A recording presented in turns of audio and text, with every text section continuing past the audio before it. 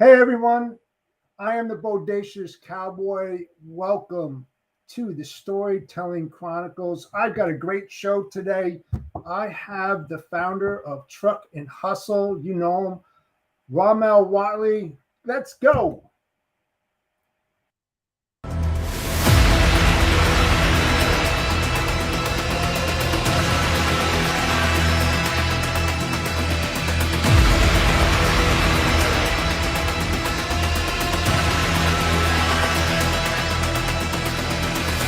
Life, lessons, logistics. Let's go. Hello again, everyone. Bodacious Cowboy here. We got a great show in store for you. We have a good friend who is the founder of Truck and Hustle, Mr. Ramel Watley. Let's welcome him. Hey, Ramel. Hey, Jeff, how are you, sir? Good, good. For those who don't know who you are, and I doubt there's probably a few, who you are and what you do.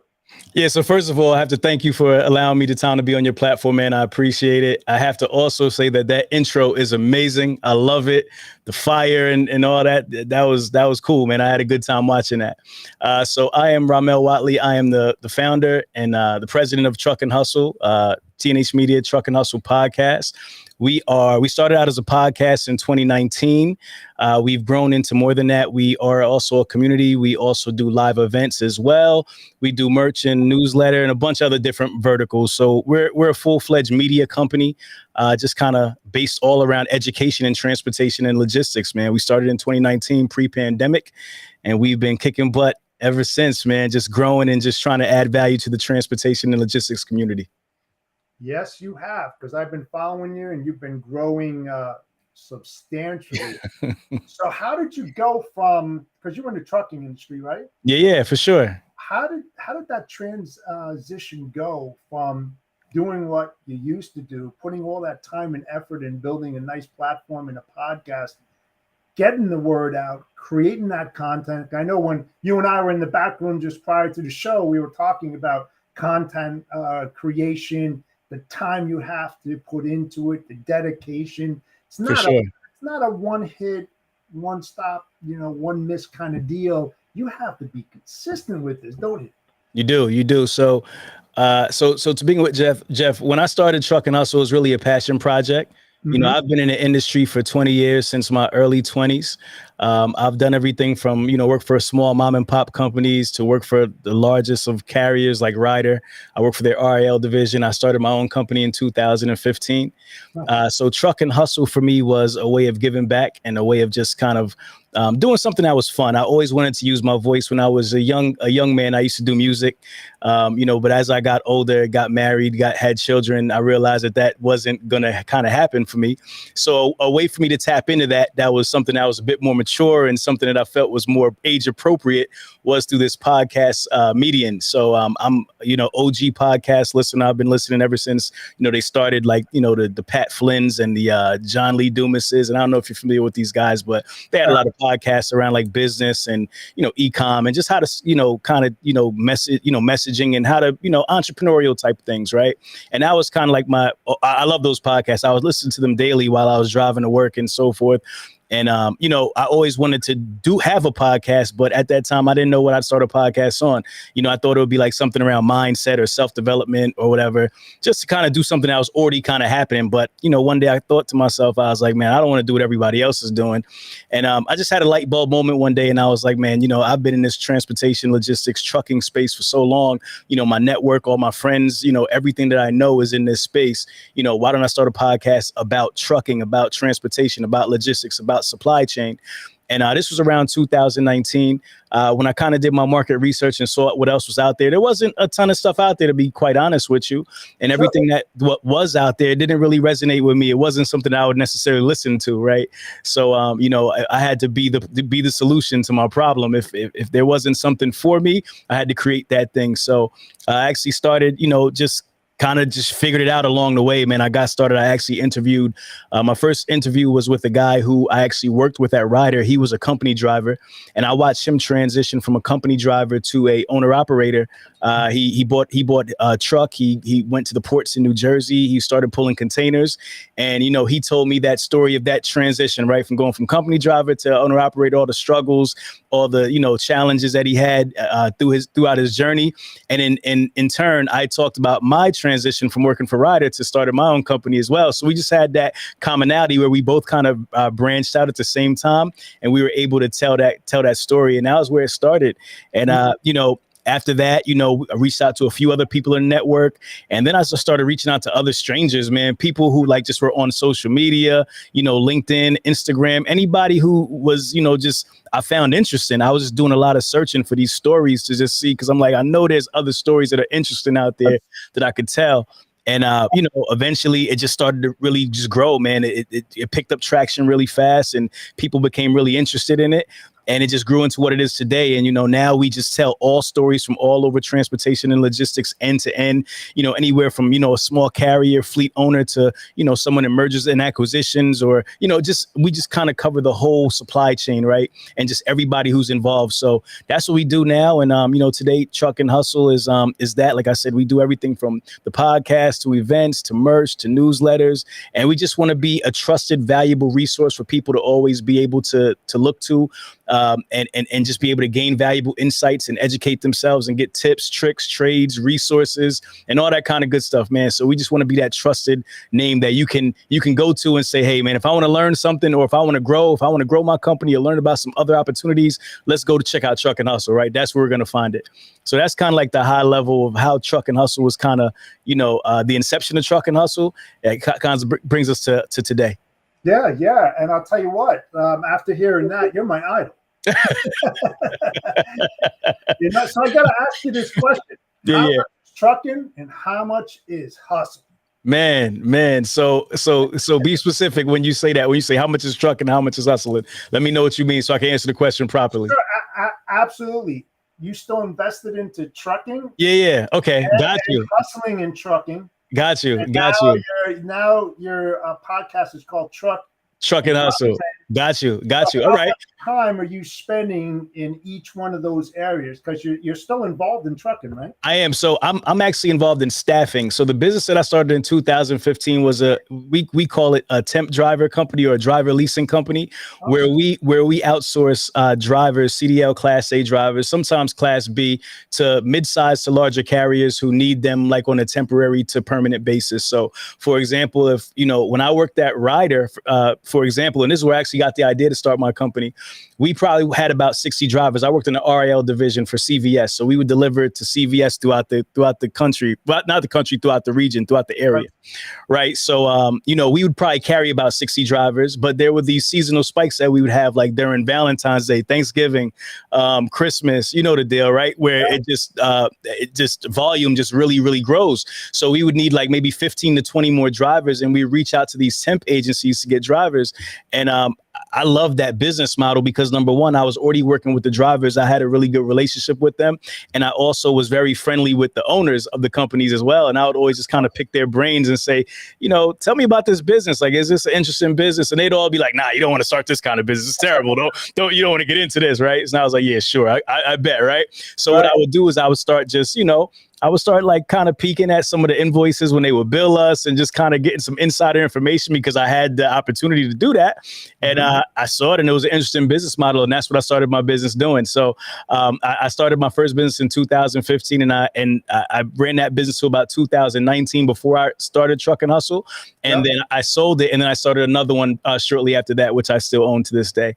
So it's a little bit of both, man. It's a little bit of trucking and a little bit of hustling. So I'm not an asset-based. I'm a trucking service provider, right? So we provide services to trucking companies. So the company that you sold and the one that you started after you sold it, is that still in the recruitment side? Recruitment, same exact business. Yep. Same exact business. Were you hiring, when you say owner ops, were you doing just power only and using CVS trailers? Or No, No. I got you. So when I was working with CVS, I worked for CVS corporate, right? I was an employee for CVS.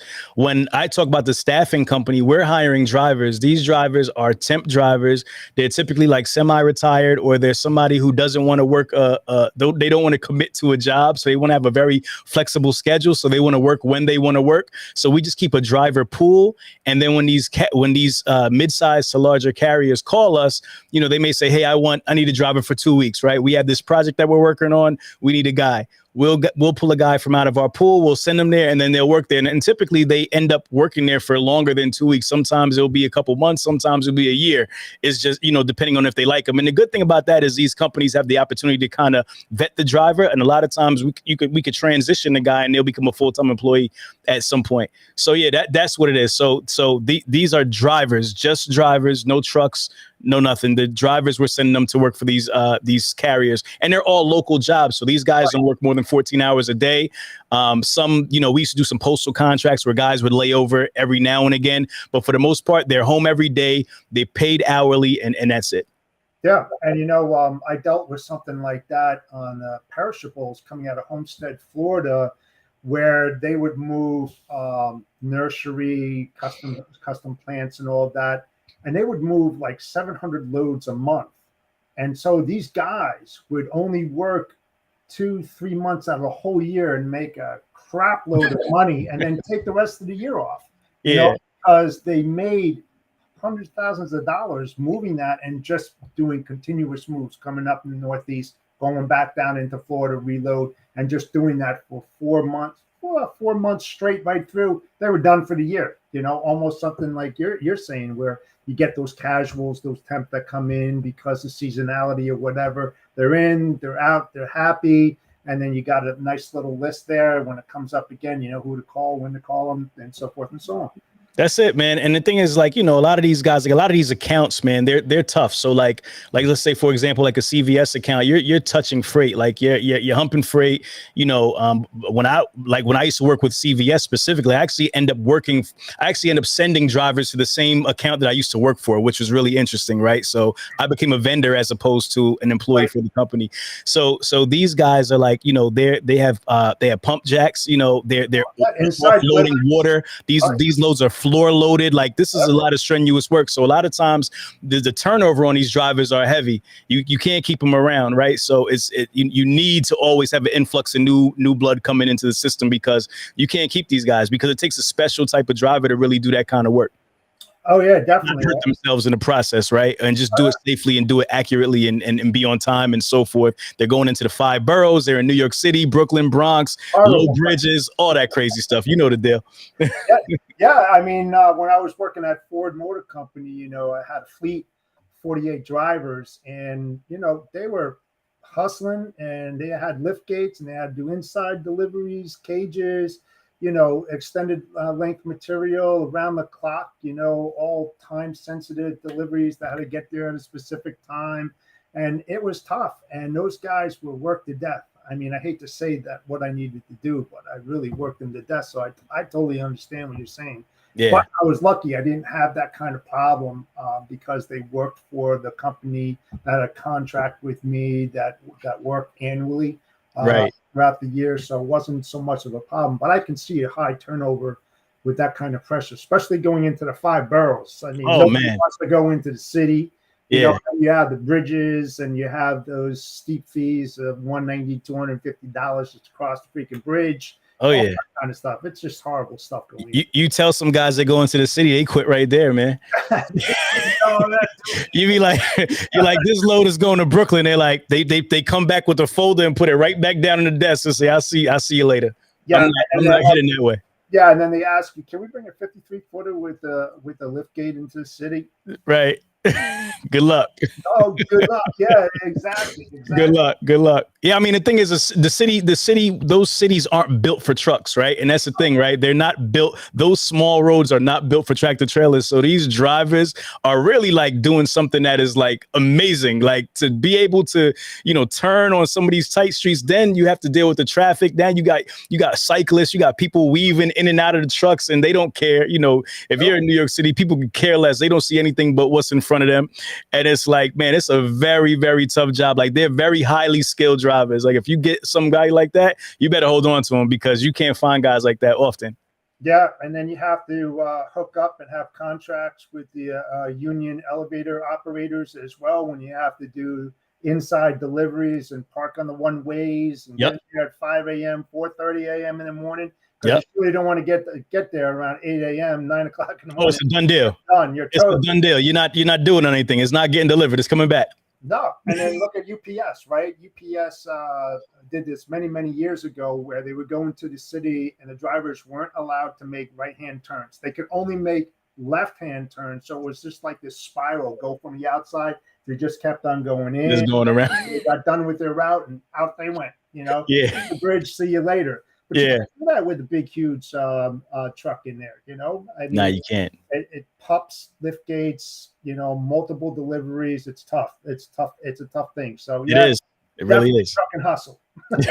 Yes, sir. Yes, sir. They are the word truck and hustle for sure. They humanize it. Yeah, definitely. So tell me. So let's get into podcasting and switching from that trucking side of your business and what you used to do and still doing.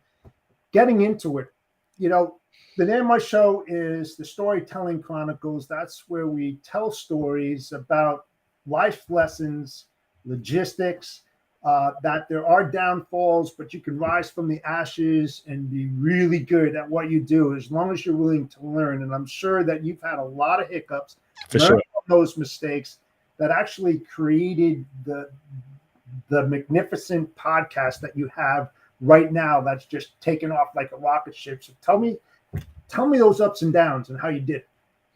All right. So to begin with, I think I stated earlier when I did it, there was no business plan. There wasn't a plan to necessarily grow and scale a podcast to become like this fully vertically integrated like media machine. Right. It was literally like something I was doing for fun. It was a passion project, something I enjoyed doing. I still enjoy doing it to this day. I mean, now it's become a little bit more structured. So it's like, I have to do this, or I have to do that, or I have to be here, I have to be there, right? Because I'm making commitments. And at that time, I wasn't making commitments. It was more so just me just having fun talking to friends and meeting new people. Right. So, just full transparency, when I started it, it wasn't really about building a podcast business. It was more so about just having a good time, having cool, meaningful conversations, and just doing something that I thought was new and just like different, right? Because at that time, even though it's been only 4 years, I feel like the podcast space has grown tremendously within that 4-year time. Right now, everybody has a podcast, right? Like every business has a podcast, or they're looking to start one. You go on Indeed, they're hiring people to do podcasts for certain companies, right? Like it's a thing now, right? Yeah. At that time, 4 years ago, it was still like kind of a hobby, and people were still like learning the space.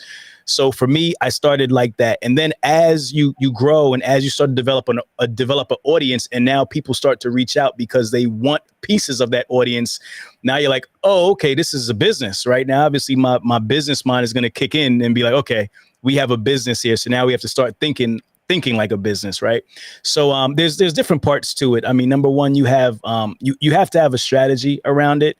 And for me, I think with a lot of podcasters and people who start podcasts, they're fishing in a very they're fishing in a very deep, big ocean, right? Like to where it's like you can start like a sports talk show, right? Like everybody wants to talk about sports, right? But what makes you different? What makes you stand out from all the other sports talk shows, right? Is it you? Is it the way you kind of deliver your message, right? Is that what makes you stand out?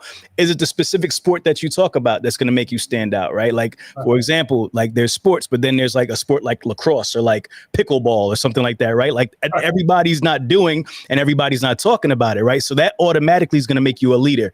You're going to be a bigger fish in a smaller pond. Right. So I always tell people who are looking to get into podcasts, find out how you could be a big fish in a small pond. So to take that example of sports, it's like, yeah, I want to be I want to talk about sports, but everybody's talking about sports. It's oversaturated. So how can I take a sport that I know is not oversaturated, become the market leader in talking about that sport, right? And now all of the people who want that audience are going to come to me. I'm the leader, right? At some point you could branch out. Maybe your passion isn't pickleball. Maybe your passion is all sports, right? But you can start there. And once you become the leader in that space, now it gives you the opportunity to say, all right, we want to start talking about a little bit some other things outside of pickleball, but we're rooted in that community. And now anytime somebody thinks about pickleball, it's synonymous with me, right? And that's where you're able to monetize, and that's where you're able to gain opportunities, because now everybody who wants to sell something to do with pickleball is coming to you, whatever. And I don't know why I use pickleball as I just thought it was a weird like sport that I could think about, right? It was one of the weirdest sports I could think about, but it's actually gaining traction, right? It's starting to become very popular now. So and it's just a great example of something that is very niched. It's not a huge audience, but it's a high value audience, because people who are playing pickleball typically have money, right? They're of a certain I don't know what the word I want to use is, but they basically have expendable income, and there's a lot of people who want to get into that audience's pockets. Is basically what I'm saying. Right? It's specialized. Right. So it's very specialized niche. So when you start doing stuff like that, it just makes you stand out. Right. So that's the first thing I tell people, like, figure out how you can stand out and have a niche that you become the market leader in. Right. Two is just being consistent. Right. So we talked about earlier about that consistency thing. You were talking about how you were doing like 7 podcasts a week or whatever that is. Yeah. Like, that's a lot. Right. But maybe you shouldn't commit to 7 podcasts a week in the beginning if you can't keep it up. Right. Because if you do 7 in one week and then none the next week, you're not going to get any traction. You're better off doing 7 weeks, right? 1 each week for 7 weeks, than doing 7 in a week and then doing none the next week, right? So it's all about that consistency. You have to make a promise to your audience and you have to deliver. So once you tell your audience, hey, listen, I'm going to be here every Tuesday at 6 o'clock. This is when you can find me. They're going to come. They expect to see you. When they do see you, they'll start to come back, and then they'll tell more people about it. And after a while, that begins to grow because you've made that commitment. They make that commitment to you. And now that's how you build an audience, right? That's how you build trust. That takes time. And here's the thing, right? It does take time. And the thing is obviously, as human beings, we want instant gratification. We want to see numbers. We want to see downloads. We want to see all these things that are representative of the fact that we're doing a good job. But sometimes it doesn't come like that, right? Sometimes you have to keep on putting in the work, and then you may be 100 episodes in until you have that one breakout episode that people see that resonates with a large audience. And then they're going to go back to your entire catalog and they're going to say, hey, man, Jeff's been putting in work for the last 3 years, man. We just finally discovering this guy. This guy is the best kept secret. And now that whole catalog that you have, all that work is going to come. It's going to compound and just be like this explosion out of nowhere. And that's just typically how it works. So usually what happens is people quit before they get to that point, right? They're quitting at 4, they're quitting at 6, they're quitting at 1 month because they haven't got the gratification of those downloads and they feel like they're doing it for nothing. But you have to have a plan, and you have to say, look, listen, whatever your why is, whatever your why you're doing it, if you're doing it for yourself, you're just going to keep on doing it, right? If you're doing it for business, you have to understand like your goals and kind of reverse engineer what that goal is and keep on just marching towards that goal, and you'll get there. And it may not happen the way you see it, but it's definitely going to happen. There's going to be some net effect or some result that comes out of all that hard work. It may not be the exact result that you were looking for, but there's going to be a result, because you don't put in all that work and not get any type of reciprocity from the universe, right? You're gonna get, the work is gonna definitely at some point yield you some sort of return, and that's what it is. So it's just all about that consistency, and then 3, like I said, it's just kind of like having a plan, man. Like, going back to the pickleball thing, it's like, all right, if you want to build a podcast around pickleball, you have to understand, who are all the, if you're trying to monetize your podcast and that's your goal, right? Because you can't depend on, streams for podcasts on YouTube. You're not going to make any money if your goal is to make money, right? So you have to start doing research and start saying, all right, who's interested in this pickleball audience, right? And how do I get to them? How can I add value to the pickleball audience so that these people who are spending in that space can want to have me as the voice, right? And then not only depend on, and that would be like sponsorships, right? Ad revenue, right? And then not only depend on that, figure out how you can build products and different things to serve your audience as well. Because if you become a leader, a voice in that space, you want to figure out how you can add value to them directly so you don't have to depend on or lean on the sponsor, right? And that could be through events, that could be through a product, that could be through, an ebook on how to play pickleball, best rack, whatever that is, right? A blog, whatever you want to do. Like, you have to create some sort of product. And that's how you start thinking about monetizing your podcast. So like that's kind of like the three things you want to just kind of think of, like, niche, consistency, strategy, and just like how you're going to monetize, start at the end and then reverse engineer back into the beginning, and then just continue down that path, man. And I mean, once you do that, if you do everything correctly, you'll get the results probably a lot faster than most people, because you're focused on something very specific, as opposed to just getting on the mic and talking every day, just, with no direction.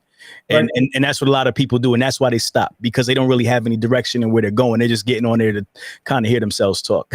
Right.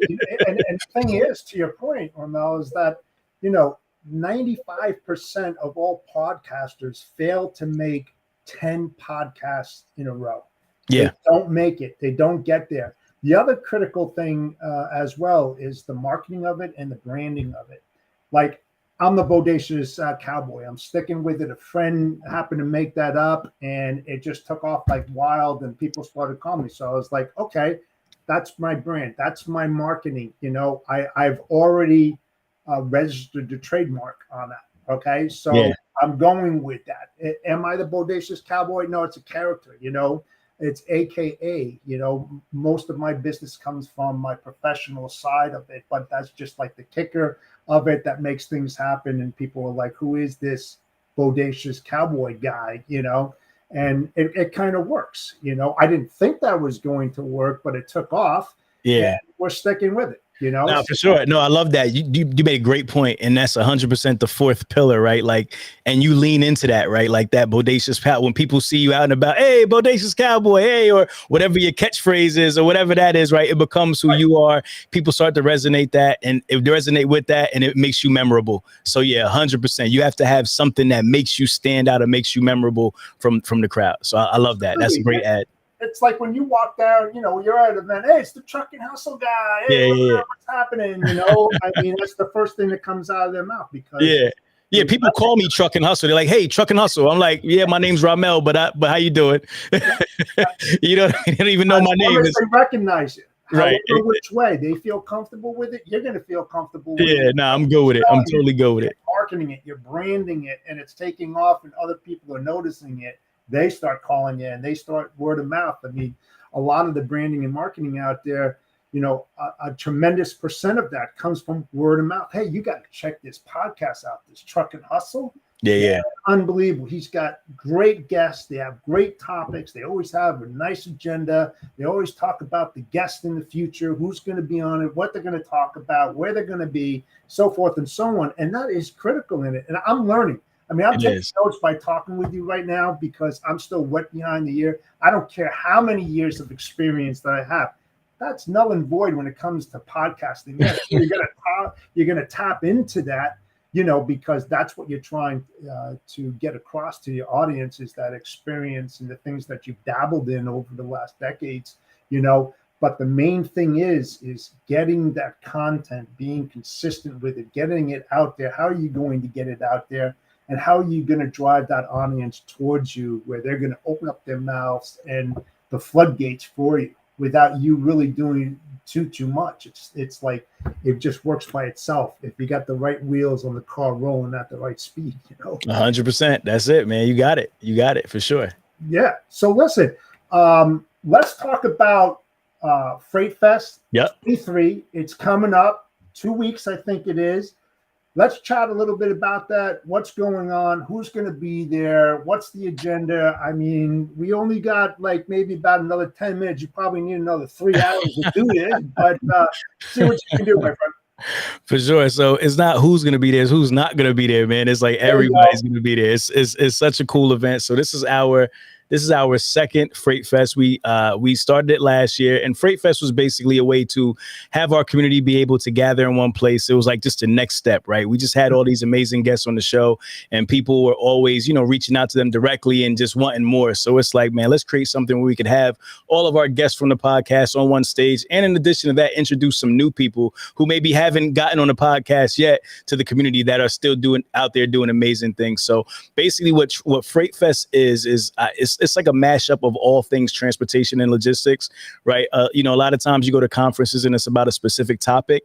Well, we are talking about everything, all things freight and just entrepreneurship and education, right? So if you're looking to get into the transportation and logistics and you don't know where you want to start, this is for you. If you're in the business and you're looking to scale your business, you're looking to grow, this is for you. If you're in the business and you're looking to pivot, you're looking for a new opportunity, maybe the what you're doing currently now is starting to dry up and it's like you need a new thing, this is for you, right? So we're bringing all the people together, business leaders, real business people who operate businesses in these niches together to talk about, what they do, how they built their businesses, and just kind of give you some guidance on what you can do to do the same, right? So, I mean, we have tons of guests. I mean, everybody from, where can I start? I mean, I could start with like Gregory Reed, right? He's from the National Star Route Motor Carriers Association, right? So he is with USPS contracts, right? If you're looking to get into contracts with the mail carrier,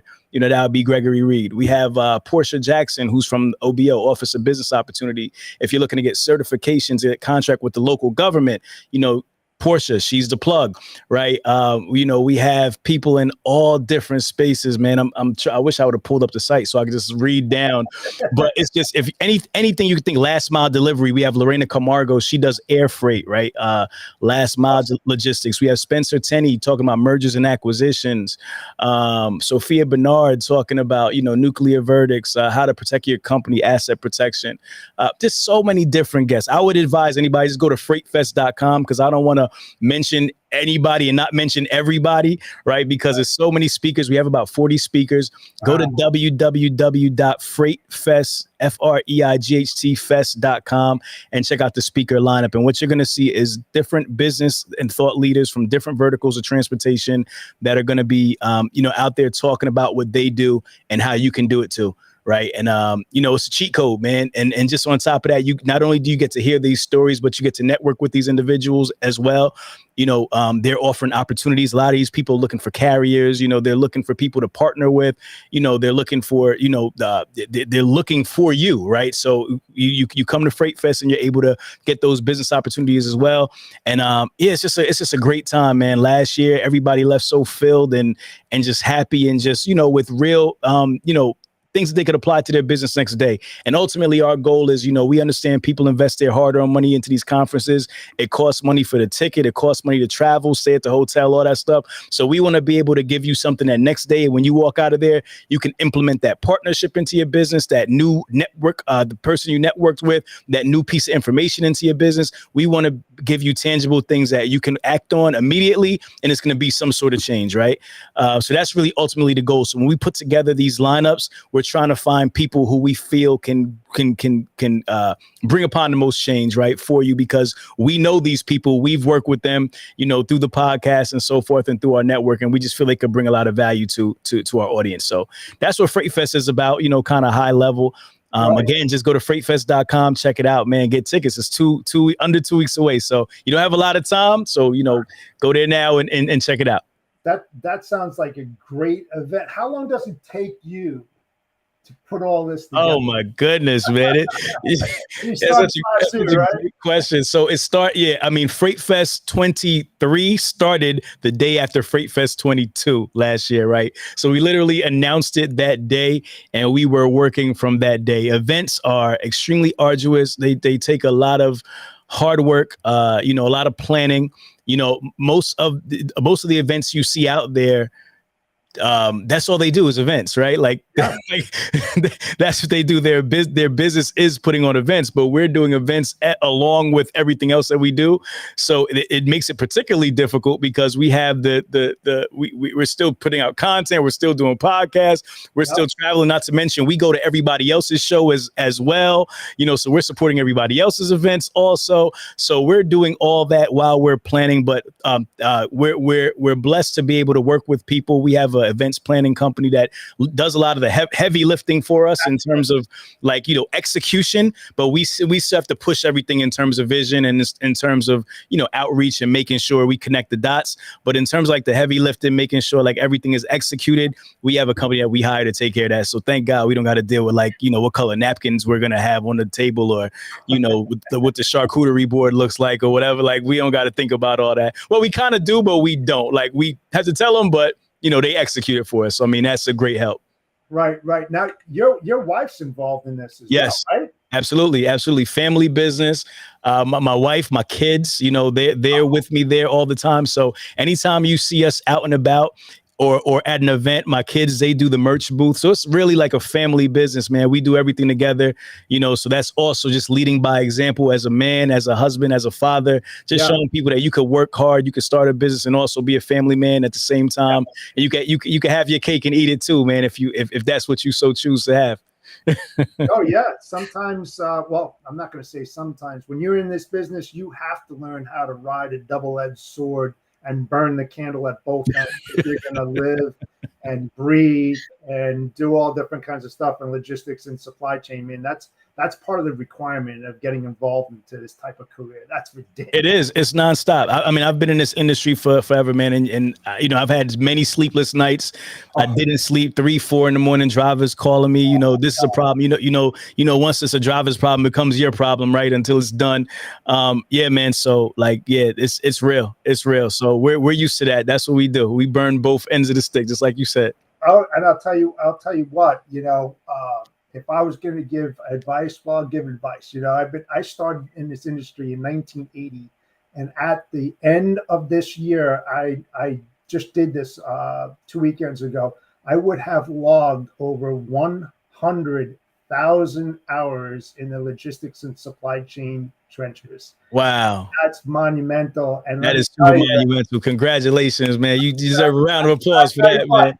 I love what I do. I have no intentions on retiring because to me, logistics is not a job. It's a daily challenge. It's always different. It's a lifestyle. I'm not an expert in any one field. Anybody that calls themselves an expert is a liar because if you're not learning every single day, man, you're getting left behind. 110. Or if you're a director, PhD, or whatever, these guys are book savvy. They're digging in because the industry is changing that fast. And if you're not on top of your game, you're going to lose, man. You're going to lose very, very fast. 100%, man. You said it right. And you called it the trenches. That is exactly what it is. And you hit it right on the head, man. You have to learn every single day. I'm amazed. Like I said, I've been in this industry for 20 years.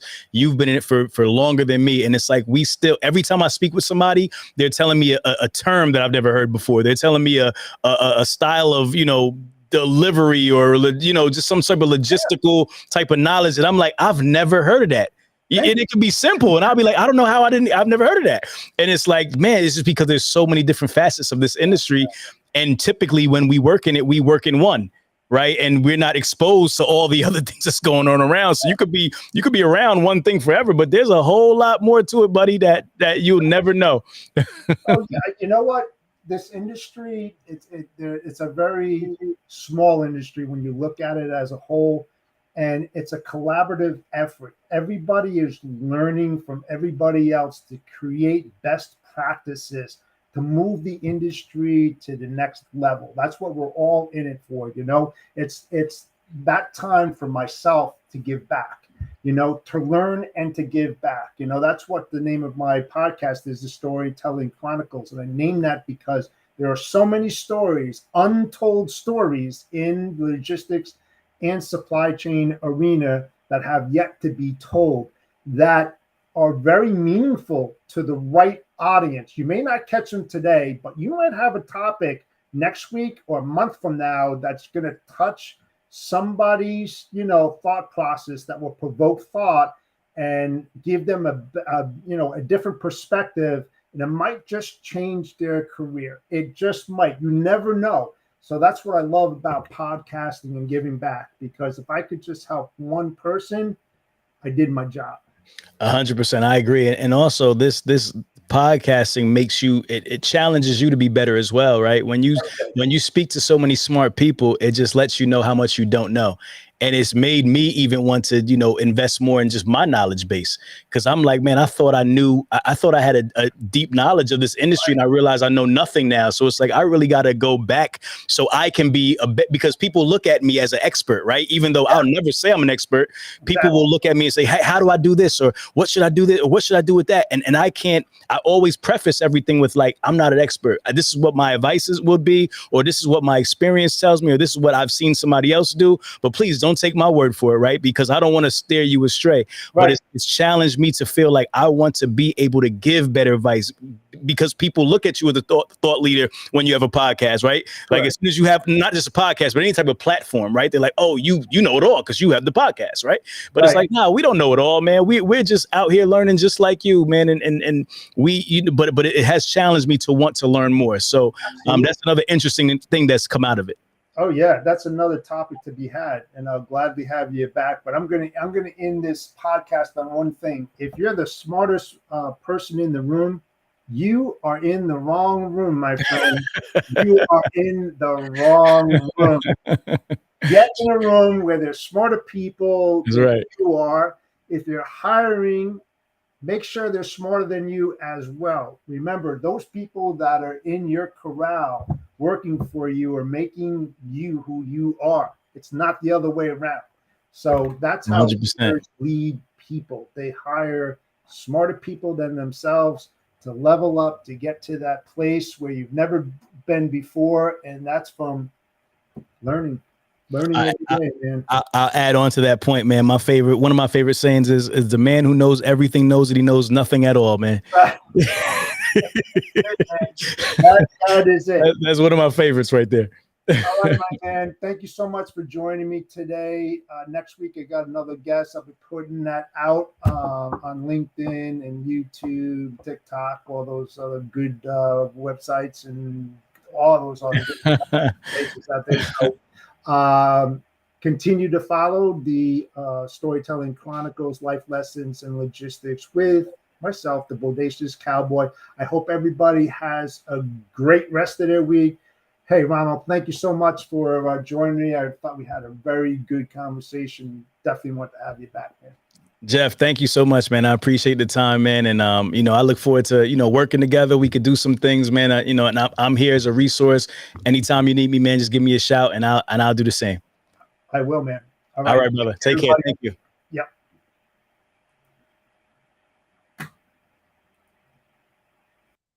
Have it. Another logistics life and lesson learned. Until next time.